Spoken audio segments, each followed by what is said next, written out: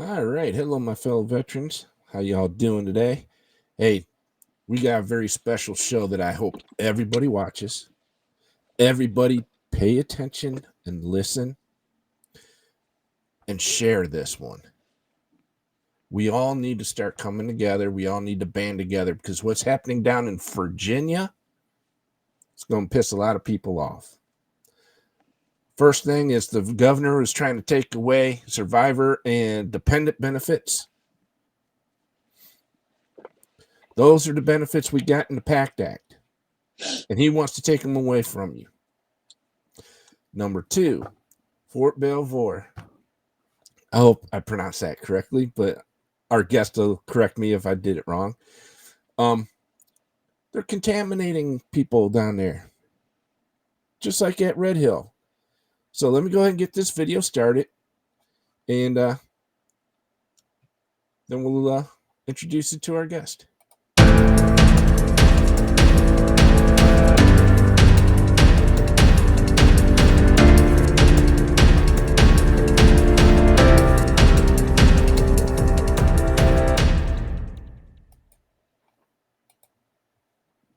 All right, folks, if you don't remember who this lady is, this is Mandy Feindt.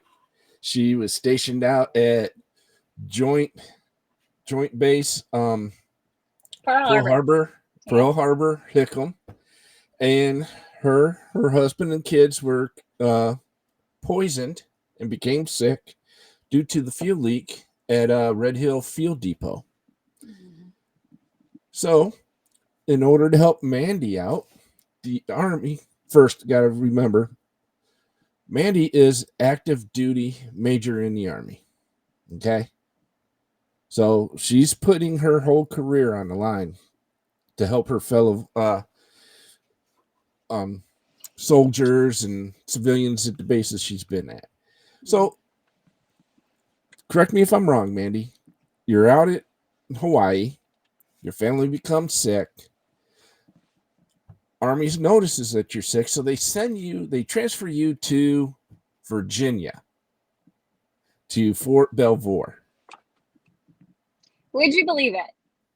Let me fill in a couple of things.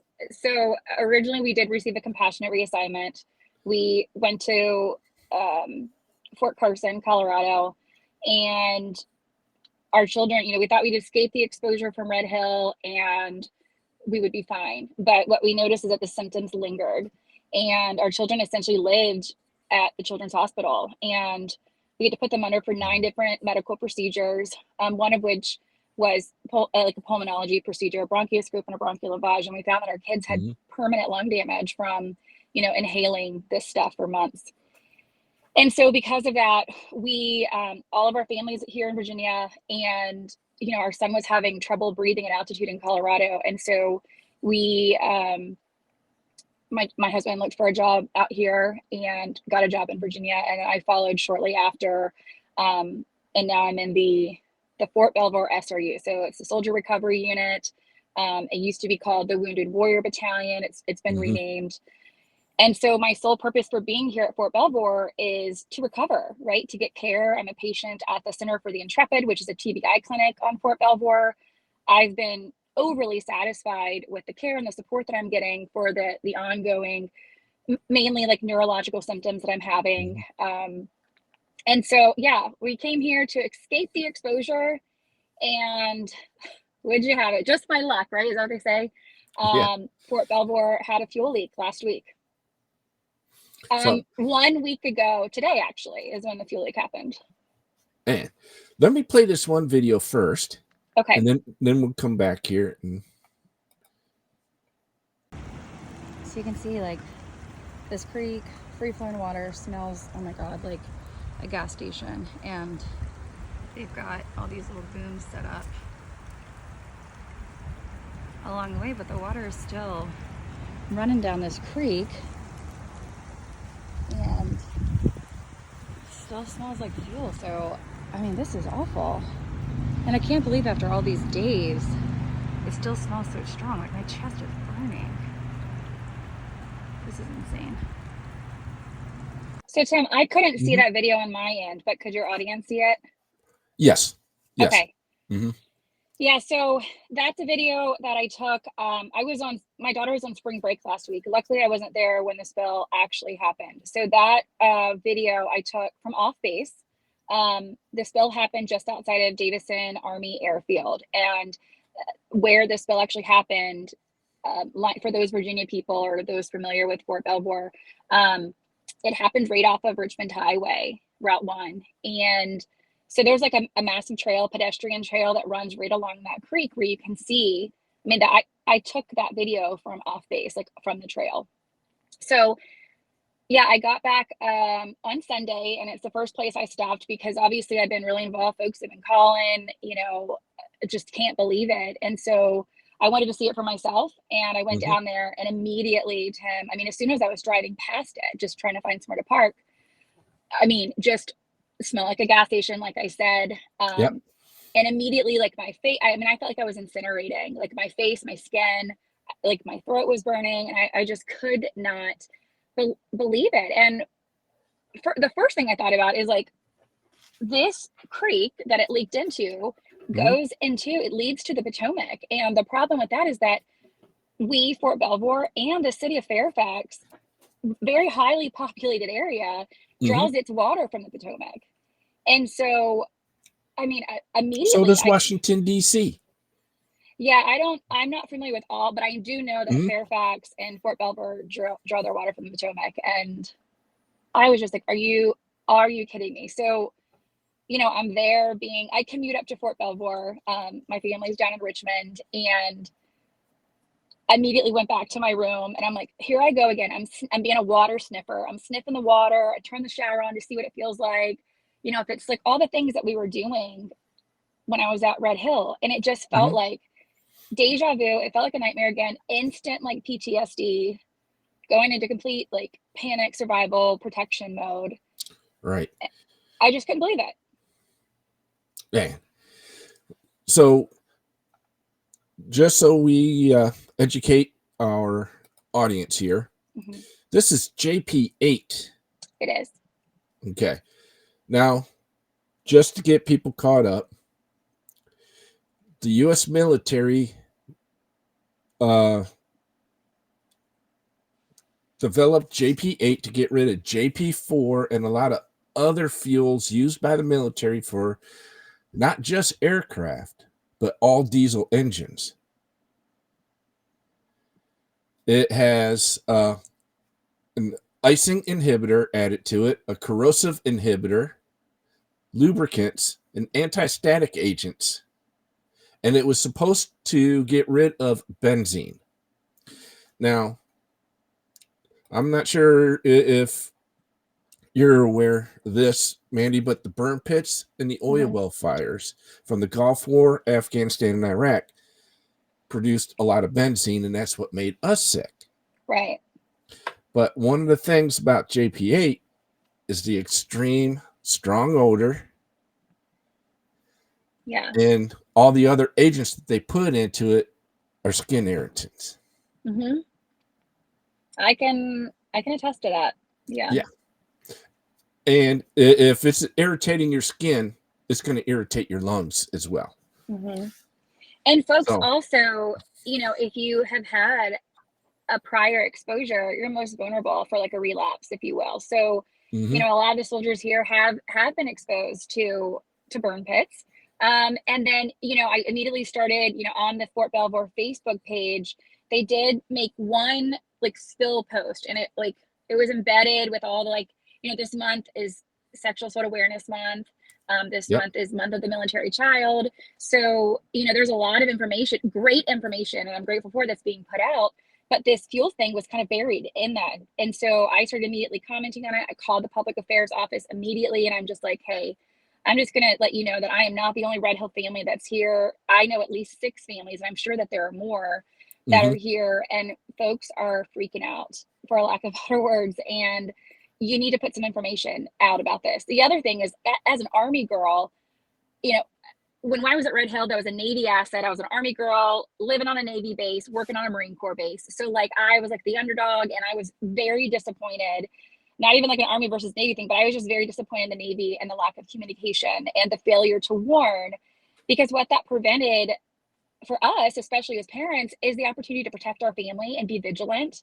And so when I call the public affairs office here, I'm like, hey, I'm from Red Hill. We've got several families here. This is what happened to us. And this is how much the Navy royally screwed up with information. And I know that we don't want to cause like mass chaos, but our families do deserve an opportunity to be vigilant with our water, to know, things to work or to do, like smelling your water, look for a sheen. And then also, avoid certain areas. So where this creek is, it goes out to this bay that we do a lot of water sports on, like a lot of recreational, even in my SRU, we do recreational therapy and kayaks and fishing. People are out running there. I mean, I ran into 2 people just in the short 5 to 10 minutes I was there when I gave you that video. This gentleman was on his bike and he's like, we come down here every day and we like pick berries and stuff right here along the creek. And he was like, yeah, I think I'm going to skip the berries today. I talked to another lady and she's like, I have walked by every day for the past, 4 days, and it just feels like it's getting stronger and stronger. And so I talked to the public affairs. They have been better. I just want to see, I'm sorry, I'm kind of skipping around, but I just want to see the Army handle this better. We didn't learn any lessons. There were no lessons learned from what happened from Camp Lejeune. That was obvious when Red Hill happened. I mean, it was really like pulling a page out of the Camp Lejeune book. And history does not need to continue to repeat itself here. Like, we need to learn that communication was screwed up and that people deserve an opportunity, like, to have that communication so that they can protect their families. And that's all I want from this. And 2, Tim, is that I am not and no offense to me, but I'm not some like tree hugging environmentalist, but I do care a lot about the environment because I know based off of this exposure, how much it all like kind of ties together. And we as the military not only need to be good stewards of the profession, but in the environment, like we leave an environmental footprint everywhere we go. And this was not an intentional thing. Like, I don't know if we shared in the beginning or not, but it was on the airfield. It was a fueler, like that was carrying 5,000 gallons of JP8, and he lost control, I assume, and took a sharp turn, and that's how it spilled. I mean, it was just a freak accident, I imagine. That's what you need to put out. This was an accident. It happened. This is what we're doing about it, and you need to remain vigilant until we get these test results back, because they are doing ground and drinking water samples, but those tests take a couple of days, and until they get those test results back, they need to like be proactive. Right. And something tells me here in the next few days, you're probably going to see a fish kill in that bay. If it's not already. Yeah. Yeah. And just by looking at that video, the blockade that they set up in that creek, the water's flowing underneath it. It doesn't even touch the water. Yeah, Tim. So those booms, they set those up at Red Hill, but the difference was, those booms are meant to float. Yes. Like in large areas of water to like pick up like different kinds of oil, not for diesel fluid not for diesel fuel and not in a creek. Like you saw in that video or maybe another video, it's just collecting like rubbish, like trees and leaves and tree branches, like, and the water is just continuing to flow through, and those booms are apparently supposed to collect it but it's not doing that at all. It looks really cool, but with the smell of it and how it still smells today, I don't know that it's doing much. From what I saw when the Iraqis poured oil into the Persian Gulf, the way the Coast Guard set up the booms there is it was against the current, not with the flow of the water, like the ones in your video are. Right. So it should have been across the creek, not, it's hard to explain, but I think people know. Yeah. And also to the people that are watching, the chat is open. So any questions or comments you have, please put them in, and hopefully we can get other veterans involved so stuff like this stops happening. Because I'm not sure if you're aware, but there are what they say. I forget the last count. I think it's like 759 former and active duty military installations that are on the EPA Superfund site. Right. Yeah. So that means the contamination at these bases are not for human living there, but yet we're still sending people to them. And for you to have to go through this twice again, it's like it keeps following me. I dealt with it. What do we ignite all the burn pits with? Fuel. I think I'm going to Paradise to retire and bring my family. Poisoned in Paradise, and then I come to finally get treatment and help for all the residual symptoms from Red Hill.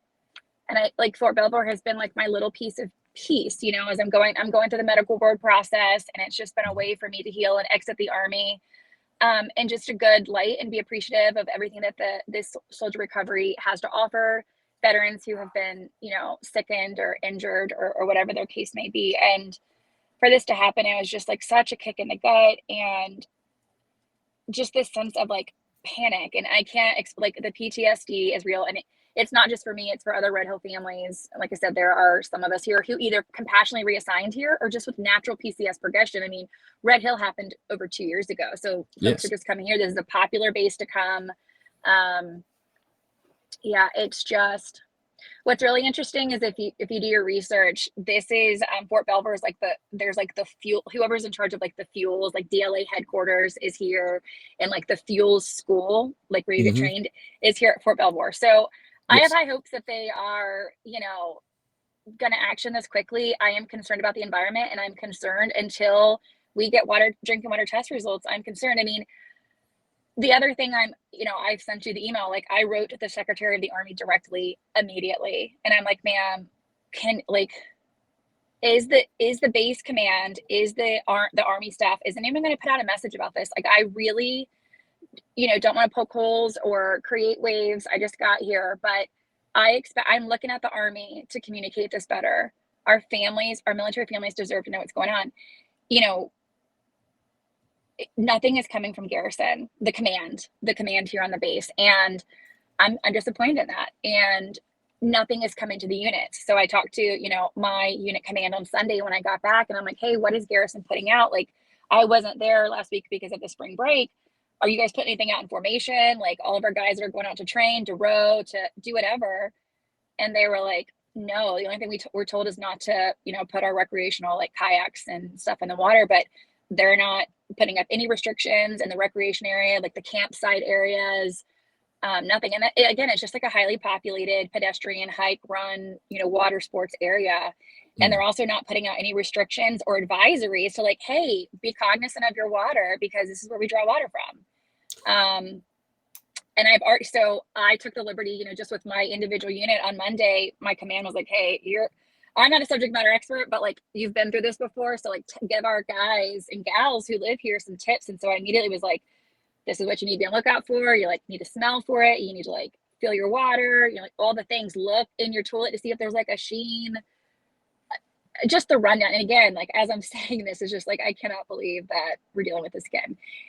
Yeah. So we'll see. I have not gotten a response from the Secretary of the Army, and to date, the base command has not done a press release, and to my knowledge, has not passed anything down to the units, and that's disappointing. And I'm going to give them a couple more days, but I continue to encourage over communication is the key here. And I think you'll have a much positive response for the soldiers and understand that it was an accident, but that we're working, just communicate it is all I'm asking for. Now, I Googled it shortly before we came on the air, and I could not find any press releases or anything either. No. Nothing popped up at all. So if you Google Fort Belvoir spill, there's a couple local news stations who did I think there was 3 reports on Thursday right after the spill happened, but they haven't kept the story going. There's no updates on the news, at least the local news, and the only way that they're communicating is through Facebook post. But I mean, look at a lot of our younger population or junior soldiers, they're not using Facebook. It's for people our age, Tim, Yeah. And even my own I talked to my first sergeant, he's like, I don't even have Facebook. Can you send me whatever it is that putting out? That's crazy to me. My first sergeant, he's in charge of our unit, is not getting anything from the base command to put out so that their soldiers can be vigilant and mindful that there's a spill. And hey, if you're running past here and you smell this fuel, this is what it's from, and you might want to maybe run a different route for the next couple of days until it evaporates or does whatever it does. And he was like, Mandy, can you send me the screenshot of the Facebook post? Like, we have got to be better with communication than a Facebook post. Like, we have everyone who lives on base, we have their email. We can easily put it down to the, every unit commander from the base commander. And we're not doing that. And I could spend, the next 30 minutes talking about communication. But the bottom line is it's not being communicated. Folks are panicking. When you don't over communicate, rumors swirl. You got all the, Facebook, neighborhood Facebook pages, spouse Facebook pages, just going to Costco, buying up all the water, freaking out, and they're just not getting the information that they need. Now, I know we've never talked about this before, but when I was stationed at George Air Force Base, I was involved in an argon gas cylinder accident where the valve popped off the gas cylinder. They shut that base down so quick. I bet.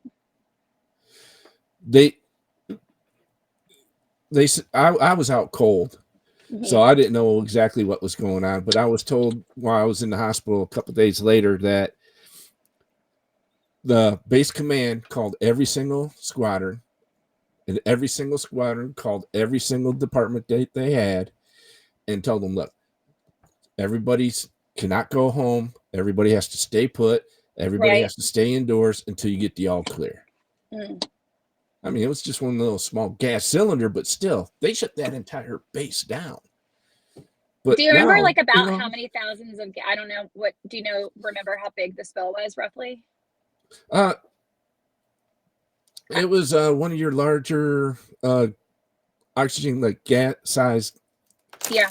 I think it's like a foot diameter, and it's about 5 foot tall. That's about how big the gas cylinder was. Interesting. Yeah.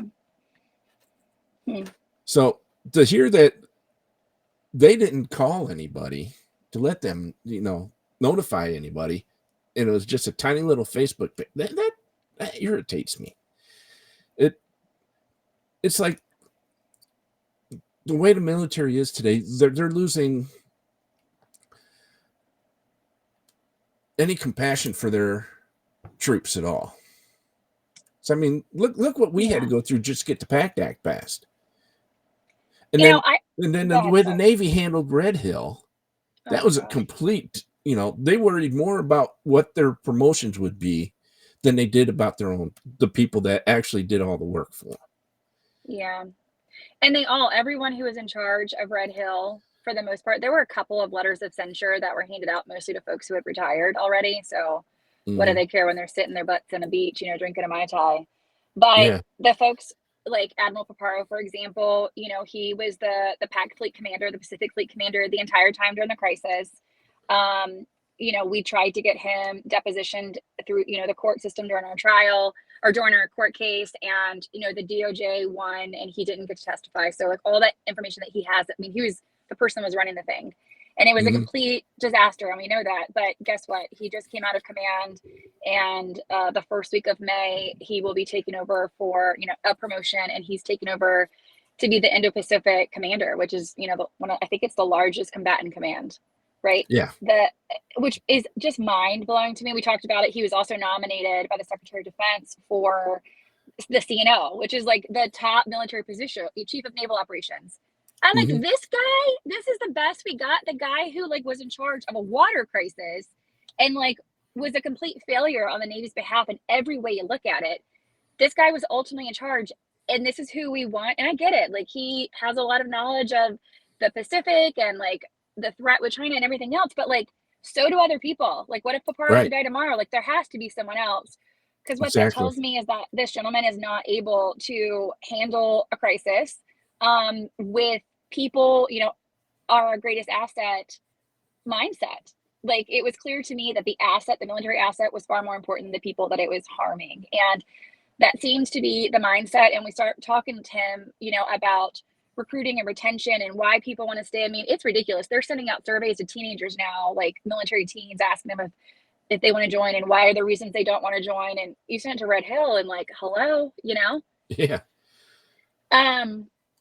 and you could go and look on the Fort Belvoir page about how they're messaging this. There was a statement that was like, kudos to the fire department and like the Mount Vernon, whoever, like all these like outside agencies that helped with the cleanup. And again, I think it shows like how great we are with our battle drills and working together, and all of that breathes really well. But a person who lives on that drinking water system, a person who lives in that base, doesn't care about any of that. What they care about is the water that they're bathing in and cooking their food in. Is it safe? What they did again is they said there's no indication. They're very good with their words. There's no indication that the water at this point is not safe. What I've learned from Red Hill is no indication. No testing equals no evidence equals no harm. No indication of harm. Because I know that because I'm going through a court case right now. So no indication means to me that you haven't done testing yet or you haven't gotten the test results back. And really, when you peel that back even further, is you're waiting for your people. Like, they're your guinea pigs, right? You're waiting until they get sick before you start testing. Yeah. I mean, my kids were the lab rats, like they knew in May that there was a spill. Do you think, talking Red Hill, do you think in May they told anyone on the water line? No. Nope. When November 20th happened, do you think they told anyone on that drinking water system that that spill had happened? No. They waited until like thousands of people cooked their Thanksgiving meal with contaminated water, and 6,000 people ended up in the emergency room. Yeah. That's when they told people about the fuel leak. And that's what we're doing here. We're saying there's no indication. So my thought is either testing hasn't been done, and why not? Is because we're cleaning it all up, we're digging, we're trying to and that's fine. But at the same time, as you're cleaning it up and doing environmental cleanup, you need to have someone testing. You don't do it like after the fact, right? You don't do ground testing after you've already cleaned it up. You do it then, and you do drinking water samples then, and then you continue to test it. And you let people know, so again, they can be vigilant until you know with 100% certainty that the water is actually safe. Like, it's not fair to say there's no indication, because in my mind, that's not a yes or no. That's, you don't know. Right. Let me go ahead and play the second video here. Okay. Okay, so I'm literally on this trail at the side of the road, and I am far away from this site. And you can see the water is just free flowing this creek, and it smells so incredibly strong. And they do have these booms set up, but these things are more for like, they don't do anything for diesel or for jet fuel, and all it is doing is collecting like rubbish and leaves, but the water is still like flowing, as you can see, and it smells like a gas station. It's crazy how like open air like this smells so incredibly strong. But yeah, the creek is literally right off the side of the road.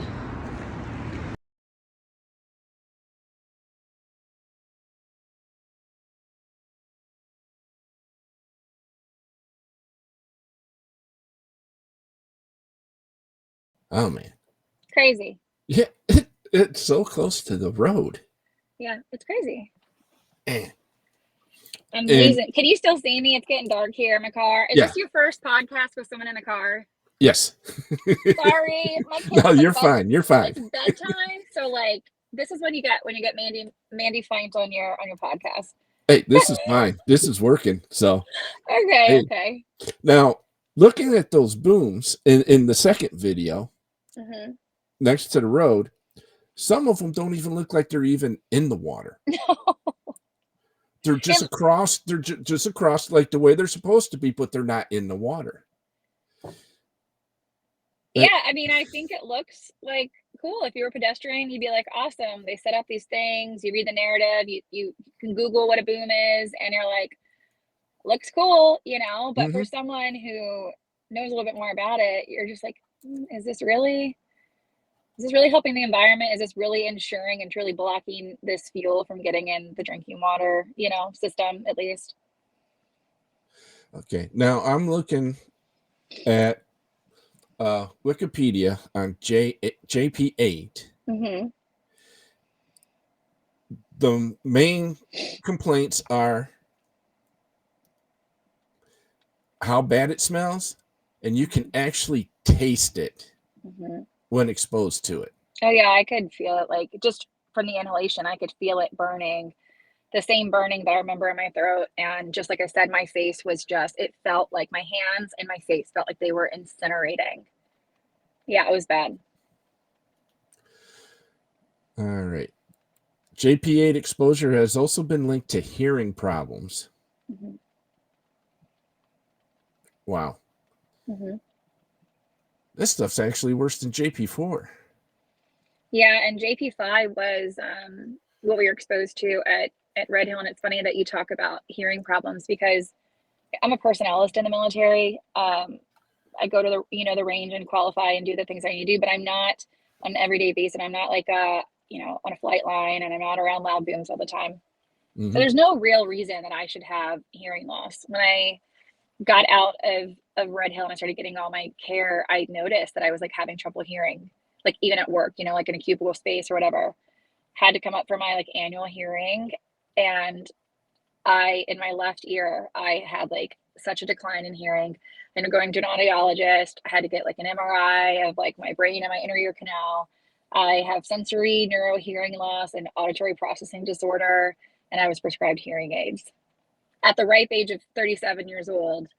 And yeah, it's from my neurologist actually worked for this gentleman named Dr. Fife, and he studied jet fuel exposure in like vestibular dysfunction and hearing, not associated with noise, but just inhalation of fuel. That was like a God thing that I got to have his fellow. But he knew right away when he met me after I told him about Red Hill, he's like, this is what you have, and here's the literature on it. And so, yeah, there's no other. Is his name spelled Fife? Yeah. Do you see? Yeah, he's in this Wikipedia Yeah. Thing here. So a gentleman who worked for him is the neurologist at the Air Force Academy. And when I was stationed in Colorado, I went to see him. No idea that he had any background in this, but he knew right away after my exposure and just looking at my scans and like going through all of his testing and stuff, he knew right away that that's where my hearing loss came from. Now I got hearing aids too. They're not that bad now. No, there's some purpose to them. I mean, guess, I don't like them, but because the ones they gave me, it amplifies everything. Oh yeah. So my wife gets mad at me. You can't even hear me even with them things on. I says it amplifies everything. Yeah. I said I can hear a pin drop 10 miles away. I can hear what the dogs hear now. Yeah. So, it's crazy. But let me play this third video real quick.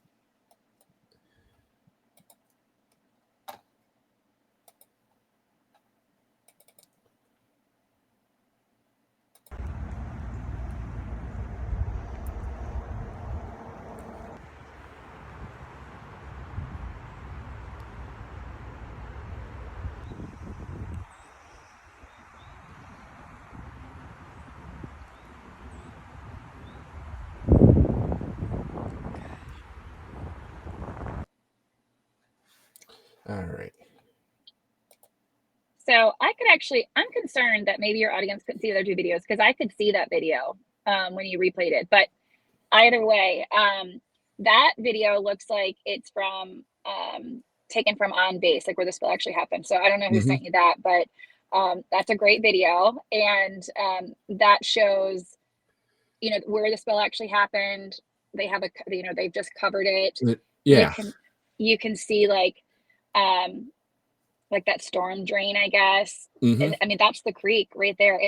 God, I mean, that was just a terrible place for that fueler to land, but it went 5,000 gallons just dumped. They did say that they were able to retrieve. It was fully, I mean, even on the truck, it says 5,000 gallons and it was carrying a full capacity.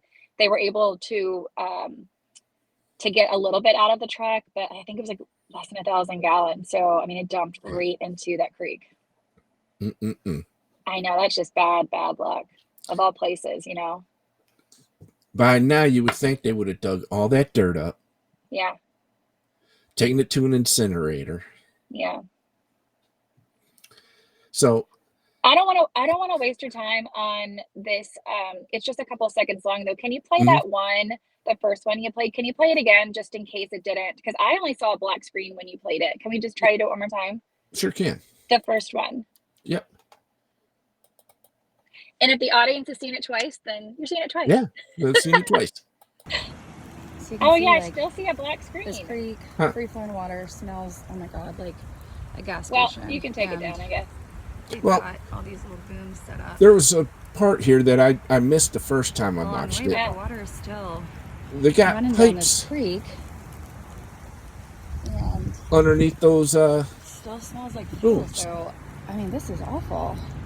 And I can't believe after all these days, it still smells so strong. Like my chest is burning.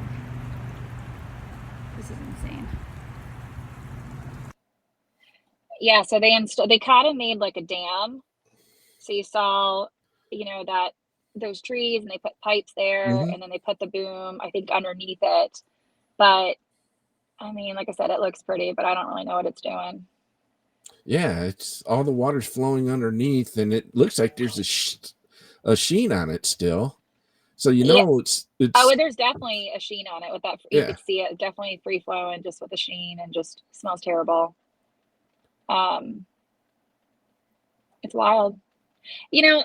This is gonna sound a little crazy, but as someone who was impacted at Red Hill, I never, they do all these tours. Whenever I go to like my congressional, like do my lobbying on the Hill now, I'll meet with like the House.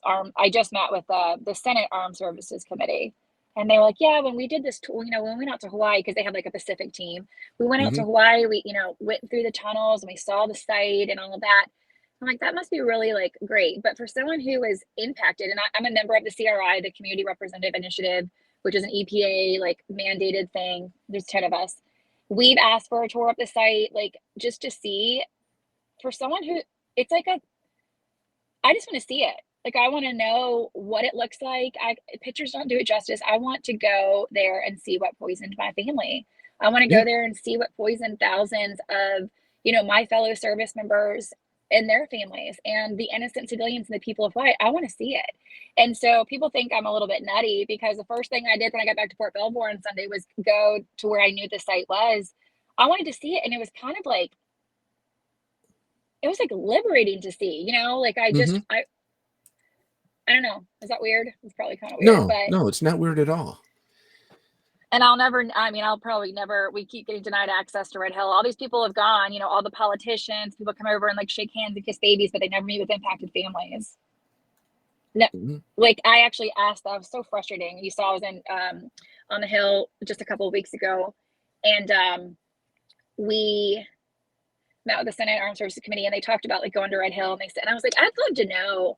Before I told them I was at Red Hill, I was like, I'd love to know like who it is that you met with, like what'd you do there, what was your agenda, what was your purpose, and we went to the site, we talked to this person, we met with the EPA, we met with the Red Hill commanders, we met with the governor, list, and I'm like, like as an impacted family, who like what population I didn't hear you, the Senate Armed Services Committee, say, and like who's that? I was like, did you meet with any impacted families? Did you step foot in a Red Hill home?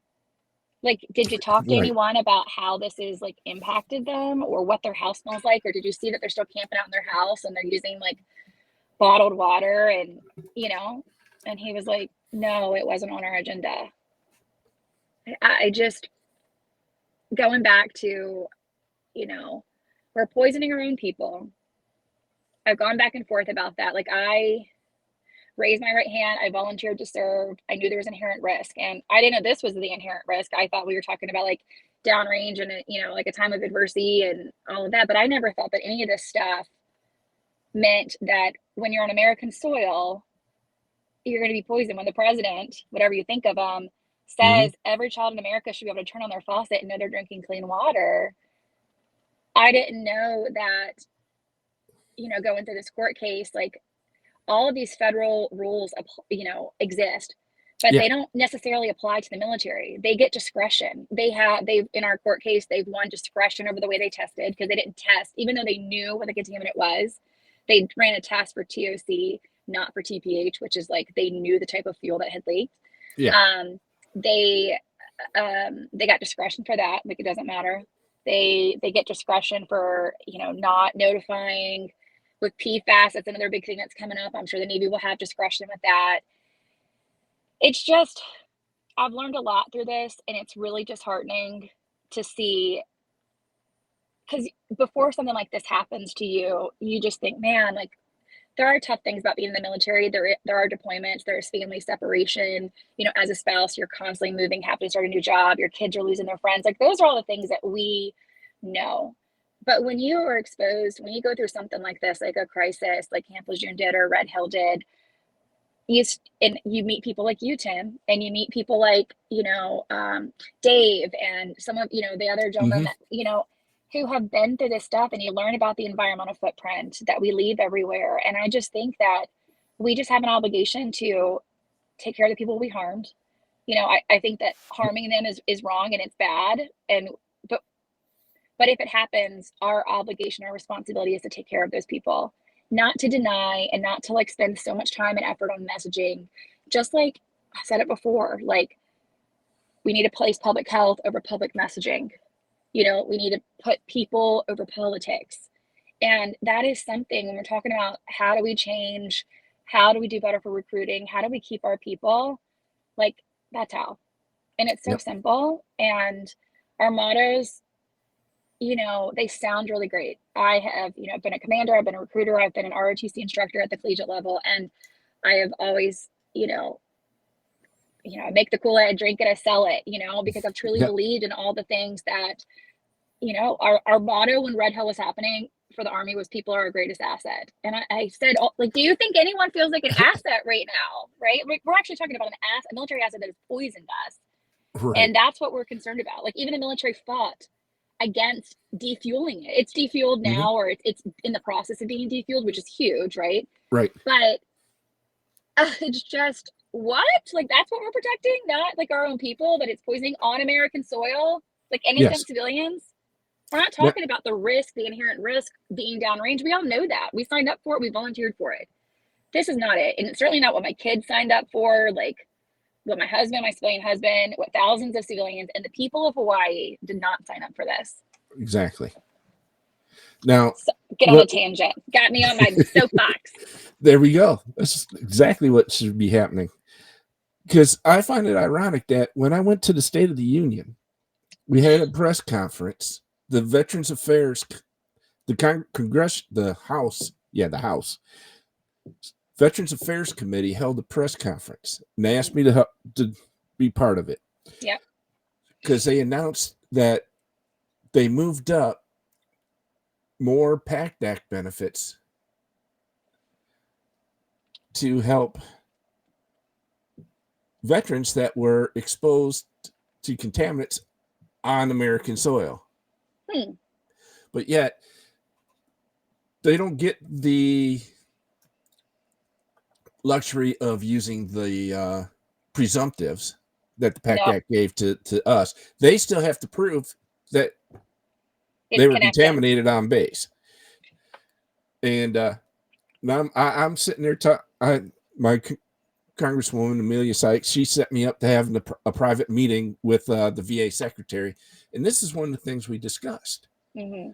I'm like, all these people for all these decades were being poisoned by the Department of Defense, but yet the Department of Defense is telling you, no, they didn't do it, but yet there's documentation. Right. And your hands are tied. You can't do nothing until the DOD says, yes, we did this. Right.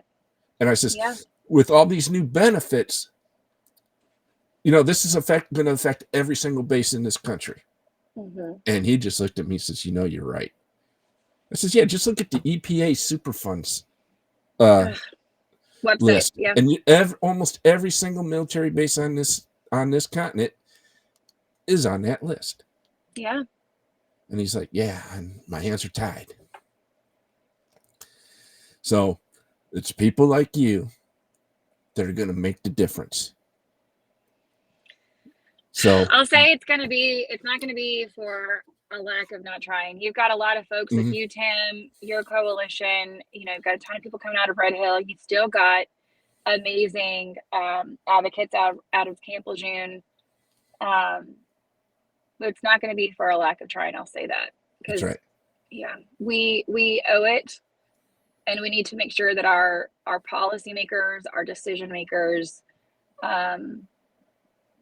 really understand like the magnitude of this thing. I did talk to the VA a little bit about the PACT Act and because there's a part in there, you're right, that says and other toxic exposures. Mm-hmm. But you're right, presumptive conditions don't matter. But I think what will help is that there's this thing called DOORS now, and I don't know what it stands for. Something exposure record. Yeah. Whatever. I don't know what So it I means did either go. yet. Yeah, it's like I don't know the deal, but it's exposure record, I think, Mm-hmm. and occupational exposure, whatever. I looked at it, like I got access to it and I looked at it, and my name is on it for Red Hill. It's interesting that it's not for burn pits, so we got to get that updated. But it does make me feel good that there is a, I think registries are kind of like, okay, what is a it's an administrative thing. What does this really do for me? But Mm-hmm. in terms of veterans and our service members, it does say, okay, Feindt was at Red Hill. All right, let's look at her medical record post Red Hill. Did she have any of these conditions, or did all of these things, was she ever diagnosed with neurotoxicity before? Did she ever have any of this vestibular dysfunction stuff? How was her cognitive memory Mm-hmm. before? None of that stuff is on my, medical record prior to. It doesn't take a rocket scientist to figure out that it was related and that all these Right. things have happened since the exposure. So I do see a benefit. That is the only benefit, but that is only for our service members. Like that Yeah. doesn't do anything for our family members. That doesn't do anything Mm-mm. for the civilians that were harmed by this.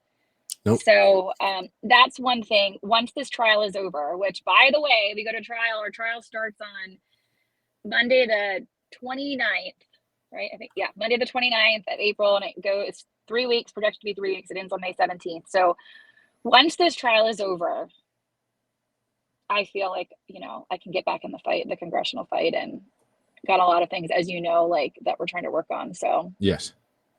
Yeah.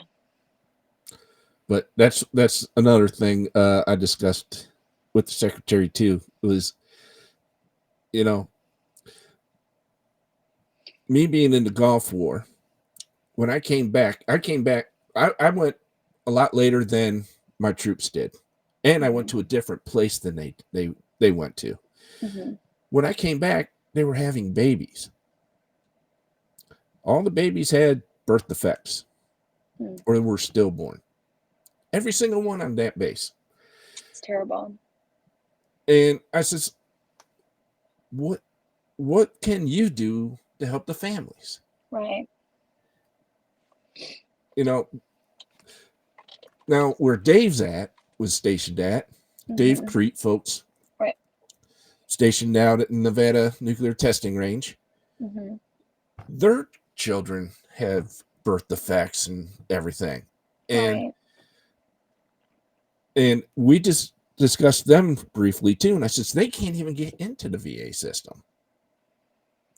And he says, well, why is that? I says, because they're data masked. He didn't know what data mask was. He does now. Yeah, good for you, Tim.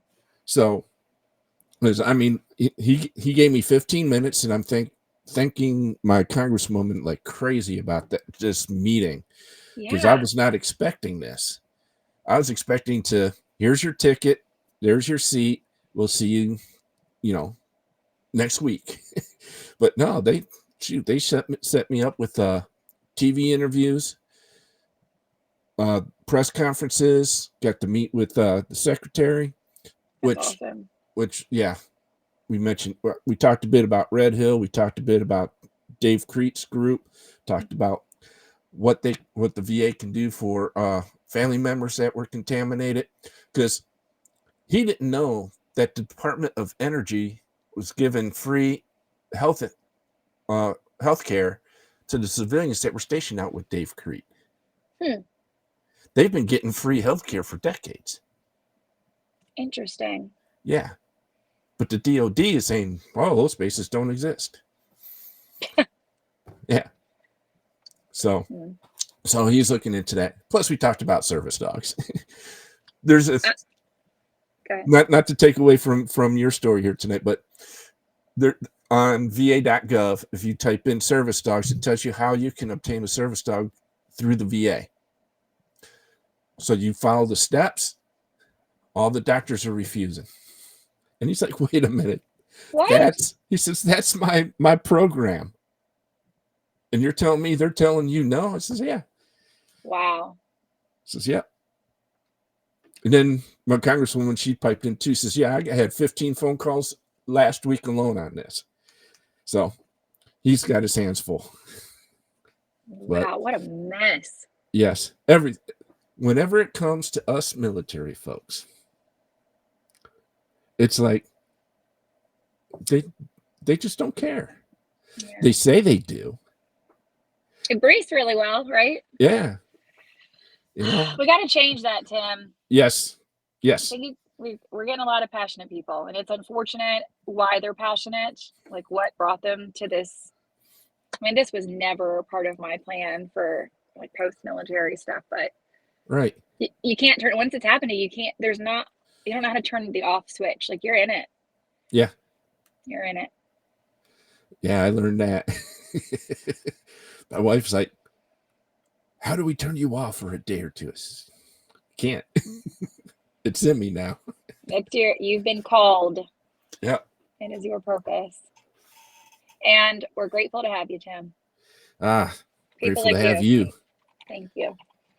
But so for those of you who will be listening to this on Amazon, Apple, Spotify, all those great platforms, we're going to have some links in the description so you can read up on what's happening out at Red Hill, what's happening at Fort Belvoir. Mm-hmm. Did I pronounce that right? Belvoir? Fort Belvoir, yep. Mm-hmm. Okay. And what else going on in Virginia? We're going to have some folks on, I hope, next week. Surviving spouses and their children who the governor wants to take away their benefits. Mm. And the only reason he says he wants to take away the benefits is because college costs too much. That's the only explanation he's given. Mm. So his ass should be at Fort Belvoir saying, what happened here? Why did it happen? What are you doing to protect our people? Sitting right next to the garrison commander and the Secretary of the Army, because she just lives right across the bridge over there in the Pentagon. And I just don't know why anyone's not talking about it. But you're right. They all three should be saying something. He, on behalf of the state, and the environmental concern outside of the base, the garrison commander, he's got all these troops he's responsible for, and the secretary, because it's it's an Army airfield, it's an Army asset. And I hope, in the next couple of days, we get a statement or a press conference or something from these folks. Yeah, that's the right way to do it. We have to do better when it comes to communicating to our people. Yes. All right. Now, thank you for having me on, Tim. Oh, thank you for coming on. I appreciate it. Oh, I appreciate you coming on. It's the only way we can inform our fellow veterans and military folk. Yeah. It's by this. When you saw Fort Belvoir, were you like, are you kidding me? Like, yes, I was. I was like, not again. I know. It's like, man. Not that you wish it on any other base, but like, could it not be the base that I came to for help, for medical care? Anyways. Well, it's getting dark here in Virginia. Yes. I don't even know. Can you see me now? Oh, yeah. Oh, yeah. Oh, yeah. We can see you the whole time. Okay, good. All right, folks. Not sure who we're going to have on next week. Hopefully, some of the spouses and dependents of fallen veterans from Virginia, so we can discuss that. Mandy, I hope they get this all figured out and get you folks taken care of the way you're supposed to be. Thank you. I hope so too. Man. Yeah, unbelievable. Unbelievable.